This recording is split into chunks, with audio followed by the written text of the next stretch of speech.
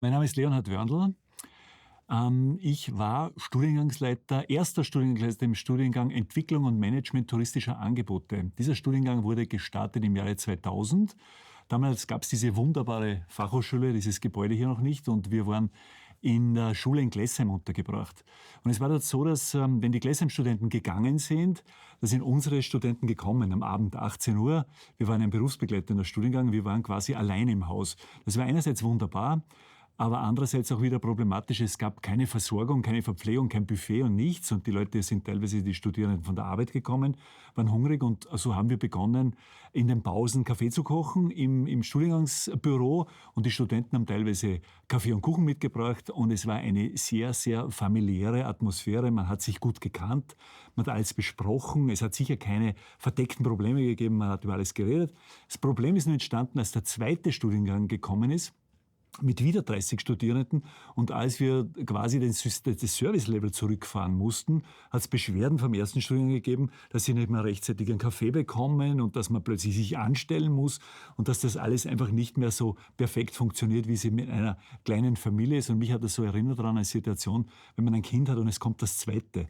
Es waren genau die gleichen Probleme. Wir haben dann im zweiten Jahr, wenn ich das kurz vorlesen darf, von den Studierenden ein Schreiben bekommen. Also das wird heute mit FH Süß gemacht, damals basisdemokratisch.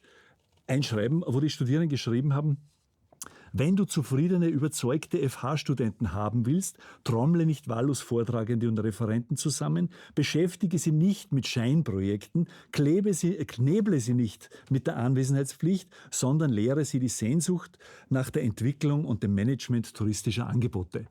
Das war dieses Feedback und wir wussten, was wir damit zu tun hatten.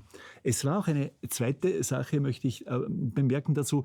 Die Studierenden, die wir hatten im ersten Jahr, es waren ganz eigene Charaktere. Die waren alle schon jahrelang im Job. Die haben genau gewartet auf so eine Ausbildung. Durchschnittsalter war mindestens 28, 30 Jahre. Die waren schon sehr reif. Und wir haben sehr viele Projekte mit Unternehmen durchgeführt und Konzepte entwickelt. Und so hatten wir einmal den Auftrag, ein Konzept für einen Festspielempfang zu machen. Und unsere Studierenden haben sich mit Begeisterung darum gekümmert. Und wir hatten einen Studierenden, das war einer, der war Berufsoffizier, mehrere Jahre, und dem hat man dann diese Weiterbildung bezahlt.